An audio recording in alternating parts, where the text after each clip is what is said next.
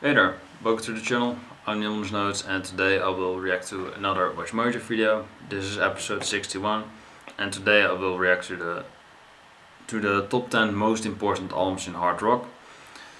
Yeah, of course the thumbnail is Black Sabbath by Black Sabbath. Pyromania by Def Leppard. It is actually hard rock because they also included this on their heavy metal, and it is no heavy metal, so fuck off. And Guns N' Roses, of course, Appetite for Destruction, one of the greatest hard rock albums ever. Yeah, I agree with that one, but of course Def Leppard is more glam rock, so fuck off. And I think Black Sabbath is more heavy metal, so but that is my opinion. Let me know in the comments what you think of the list, what is going to be on here. I think, of course, the self-titled by Van Halen, more albums, Machine Head by Deep Purple, Led Zeppelin II by Led Zeppelin, of course, Who's Next by The Who, great band, one of the greatest, amazing, stuff like that. Let me know your comments. Yeah, of course, Back in Black by AC/DC. Yeah, let me know what you think, what are your predictions, and let's watch the video.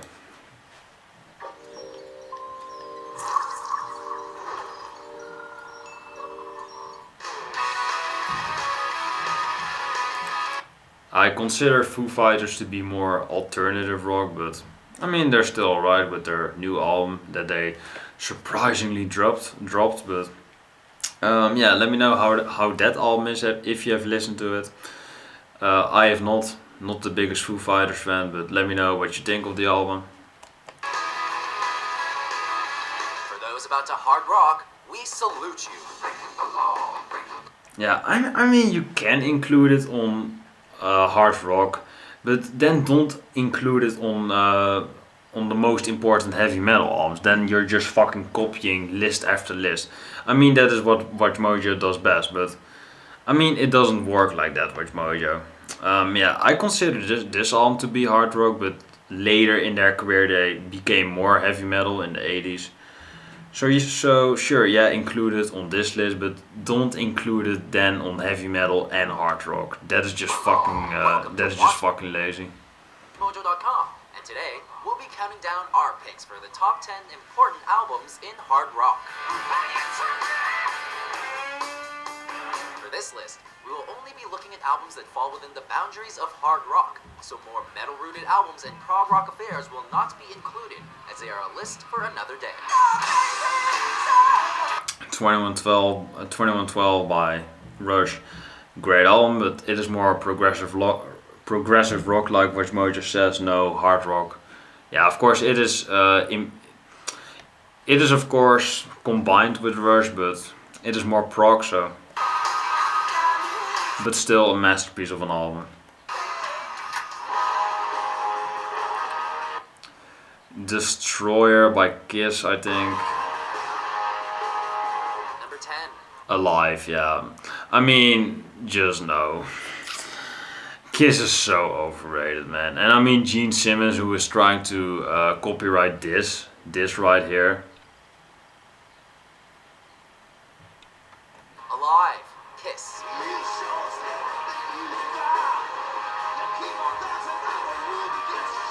Monumentally huge today, Kiss's early days were more Detroit Slum City than Detroit Rock City. Despite a strong, loyal fan base and a hot-as-hell live show, the band weren't exactly raking in the album sales. I mean, look at their fucking concerts, man. It is just like everything is the same, and they're making millions of dollars because they're so fucking overrated. So maybe people don't buy their albums because it is pretty trash, but yeah, I mean, live shows are still doing very well because people think, hey, it is Kiss, I know Kiss. So overrated, man. The problem? Fans felt the band didn't sound the same on vinyl as they did on stage. That feedback led to the 16-track, 4-sided double album Alive. Containing all the band's early hits, it's up for debate how much of Alive genuinely is live. Regardless of the possible tinkering on the album, it has still become an important piece of hard rock history. Just fuck off, kids. Machine Head by Deep Purple. Now this is a great record. Fuck Off with Alive. Machine Head, that is a great album. Number 9, Machine Head, Deep Purple.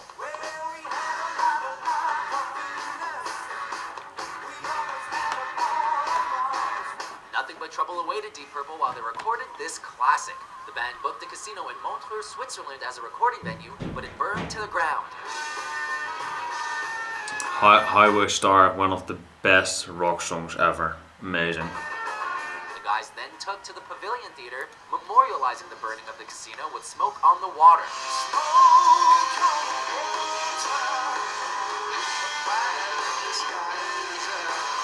Unfortunately, they were soon evicted due to noise complaints and had to set up in the Grand Hotel.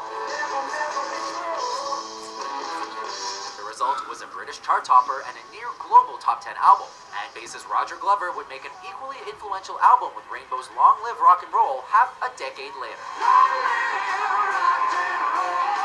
Great album with Dio. Unfortunately, the best thing they did great with Rainbow. Then Ronnie James Dio left and became Dio itself. Bit unfortunate that Rainbow's discography is not the best. But I mean, Rising is a masterpiece. Long Live Rock and Roll is a masterpiece. What can you say about those albums? It is amazing.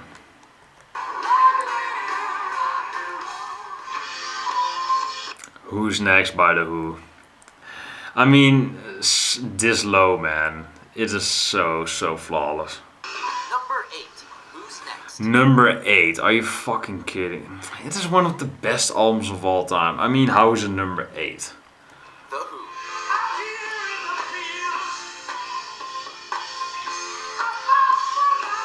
Amazing, man. Flawless. 4 albums into their career, The Who found themselves without their core audience, the by now extinct mod movement.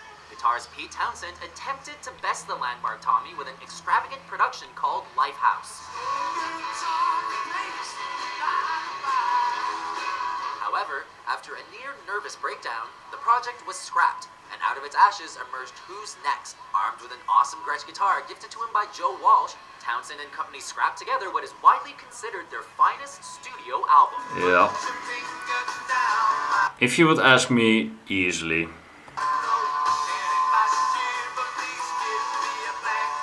Amazing, man. Flawless.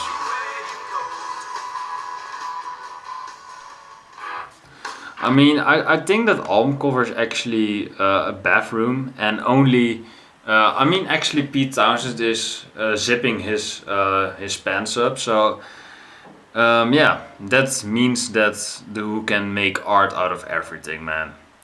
I mean, a fucking bathroom stall, I mean, being that iconic, that is The Who for you. They can make art out of anything. They can literally take a crap in the fucking stall that they were on and record it, and it would still be a masterpiece. Yeah, that is The Who for you. Number 7, Back in Black, AC/DC. Yeah, I mean, it is a great record, of course, but Who's Next is way better. Yeah, of course, it is has sold more copies, but just fuck album sales, man. This follow-up to 1979's Highway to Hell was a make-or-break moment for AC/DC. The recent death of vocalist Bon Scott was but one of the problems they faced.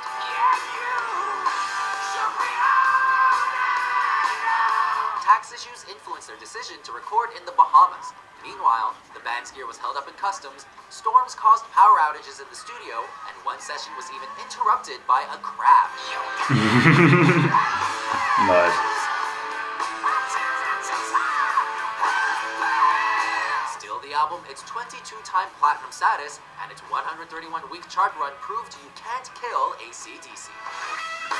Yeah, they pretty much killed themselves.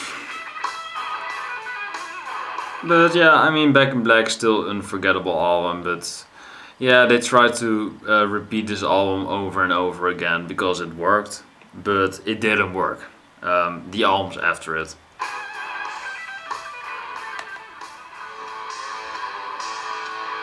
fucking Def Leppard.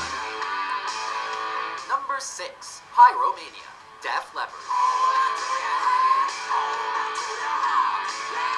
Just no, man. Just no. Gunter Glieben Glauchen Groben. While Pyromania's impressive sales of 10 million albums would be dwarfed by the group's next release, Hysteria, this album paved the way for that Very down. Horrible. monster.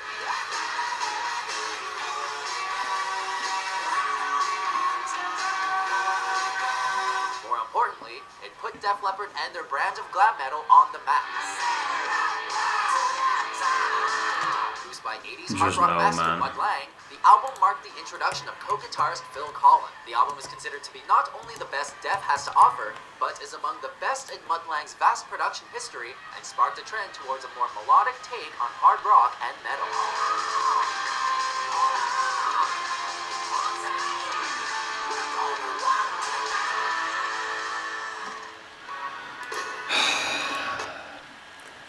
Yeah, Appetite for Destruction way better. Number 5, Appetite for Destruction. I actually saw a kid at the McDonald's today wearing a GNR shirt. Yeah, he probably doesn't know shit about the band, but I mean, their debut, still great. Guns N' Roses.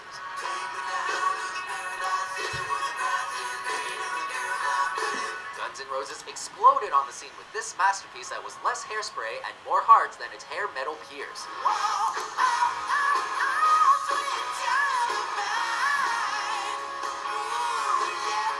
Loaded with staples like Sweet Child of Mine, and considered to be the best-selling debut of all time, Appetite took nearly a full year to hit the top of the Billboard charts. But it made up for that slow burn with 4 weeks at number 1 and a quoted 30 million units sold.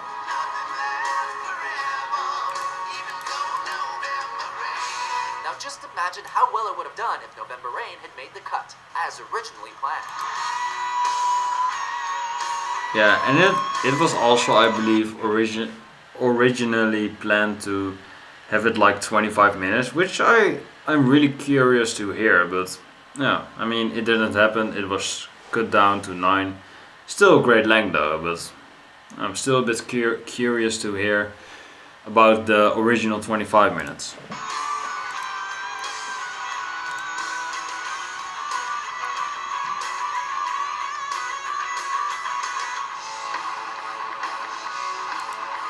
Yeah, of course Blizzard of Oz.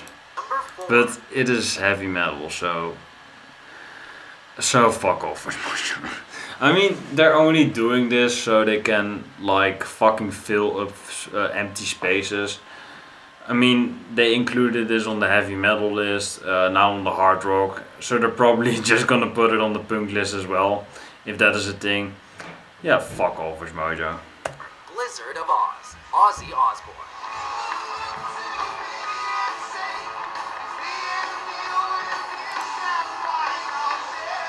After being dismissed from Black Sabbath, Ozzy Osbourne had a thing or two to prove with his debut solo album. Ironically, the album wasn't meant to be an Ozzy record at all. Instead, Blizzard of Oz was meant to be the name of the band he assembled during the writing and rehearsal phases.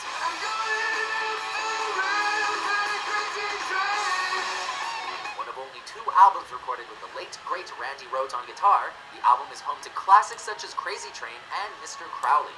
Decades later, it is still Ozzy's best-selling solo album. Yeah, Mr. Crowley, best solo ever.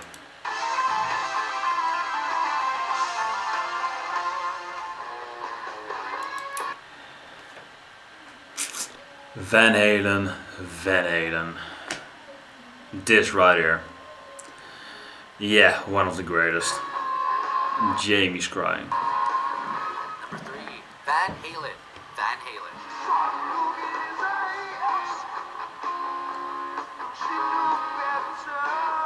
The self-titled debut from Van Halen left a permanent mark on electric guitar playing. Eddie Van Halen wasn't the first to use the 2-hand tapping guitar style, but he was certainly the first to bank on it, literally.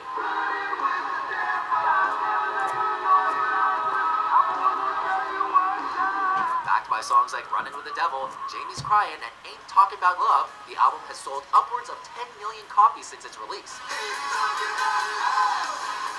Yeah, I mean, just a flawless disc, man. Love it. Changing the way musicians look at the electric guitar, Van Halen stunned audiences and critics by creating an energetic debut album that would stand the test of time. Yeah, unfortunately, it is also their best one, but I mean, it is still great. It is unfortunate that that people make their best album their debut sometimes, because it is like blowing all your load off at the beginning. So that is a bit of unfortunate for Van Halen, which they did. But yeah, I mean, it is still an unforgettable masterpiece. So you cannot never take that away from them.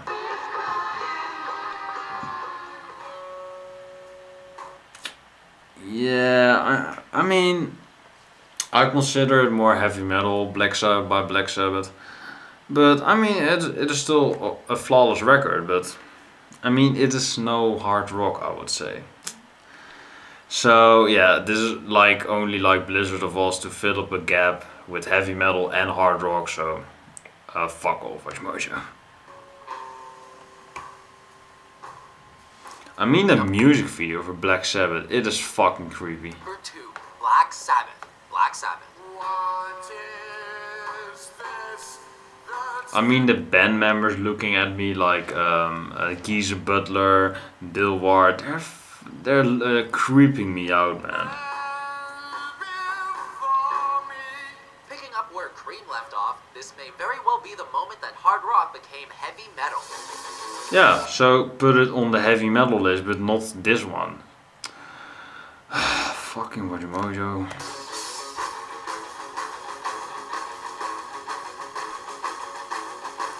Recorded in just 12 hours, Black Sabbath, Damn. the song, the album, and the band, intrigued the masses who pushed sales up to land the album at number 8 on the UK charts and number 23 on Billboard.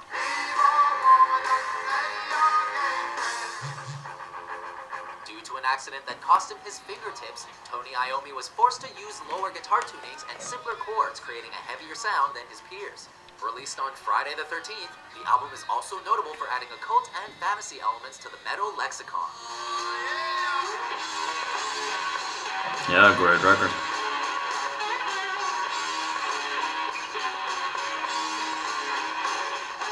Before we unveil our top pick, here are a few honorable mentions. Rocks by Aerosmith. Not the biggest Aerosmith fan, but I mean, still the best one, I believe.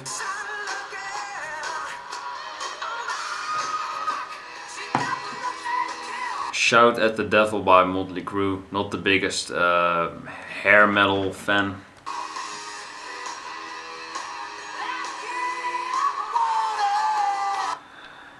Bon fucking Jovi, Slippery When Wet. Go away.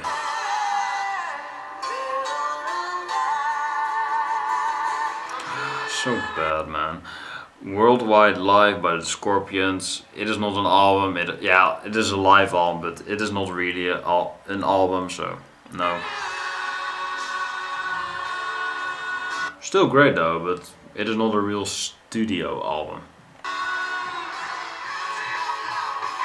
Slide It In by Whitesnake.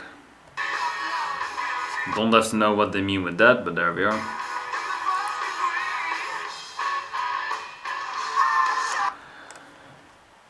Yes and no. I love this album to death, Operation Mindcrime by Queensryche, but it is progressive metal. It is not hard rock. But love it to death, like I said.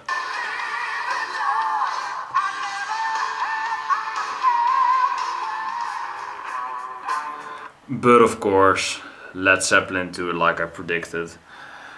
One of the greatest of all time, love it to death, and yeah, it is just a flawless masterpiece. Number 1, Led Zeppelin II. Led Zeppelin. Heartbreaker is such an underrated song, man. Listen to that song. Selling 400,000 copies in II topped both the American and British charts.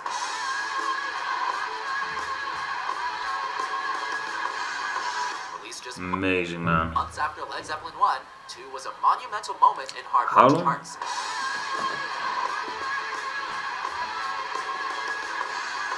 Released just months after Led Zeppelin I, II was a monumental moment in hard rock.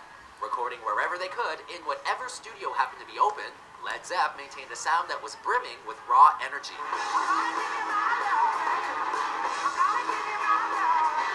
Whole Lotta Love gave fans Zeppelin's signature overdriven blues, Heartbreaker set the basics of guitar shredding, while songs like Ramble On saw the Lord of the Rings used as a lyrical source. Yeah, I mean, love Lord of the Rings. Great stuff like right there. And yeah, Led Zeppelin blended it perfectly together with their music. It sounds very magical. A trend they would continue on Led Zeppelin IV. Don't forget Led Zeppelin III, but there we go.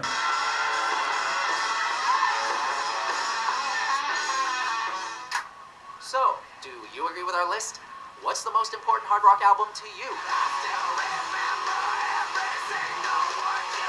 For more thunder-pounding top 10s published daily, Fucking Foo Fighters, man. be sure to subscribe to WatchMojo.com.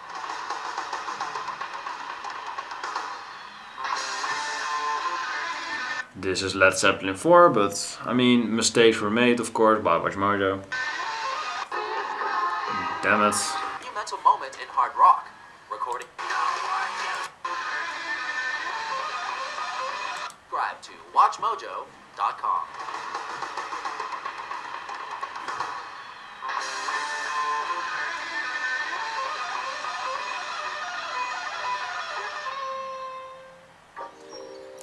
Yeah, great song. Great album, great band. Yeah, thank you for watching this video. Like, comment, subscribe of course to the channel, the ominous nose. Let me know what you thought of the video. Maybe, yeah, actually I need some album reviews requested because I only have 2 albums left to review and I need 4, so I'm gonna do two of my own and 2 requested of course by a music fan. But further than those 2 I don't have anything requested, so let me know an album you want to be reviewed because I have nothing requested at the moment. The request list is empty now, so yeah, let me know an album you want me to review, album you love, album you hate. Let me know it and I will do it. Or I have to definitely hate the artist, so maybe I won't do it, but request something good, rock and metal related of course, and I will do it. Yeah guys, that was the video. Like always, thank you for watching this video. God bless, stay safe and take care.